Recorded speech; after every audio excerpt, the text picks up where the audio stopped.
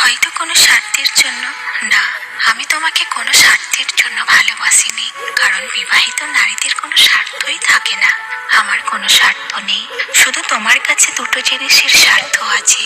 সেটা হচ্ছে ভালোবাসার মানসিক শান্তি, যেটা আমি আমার স্বামীর কাছে পাইনি। আমি যখন সংসার জীবনে হাজারো কষ্টের সঙ্গে লড়াই করে জীবন কাটাচ্ছিলাম, স্বামীর অবহেলা, স্বামীর কষ্ট, অভাব সমস্ত জিনিসের সঙ্গে যখন আমি লড়াই করে বাঁচছিলাম, তখন তুমি আমাকে ভালোবাসার হাত বাড়িয়ে দিয়েছিলে আমাকে নতুন করে বাঁচতে।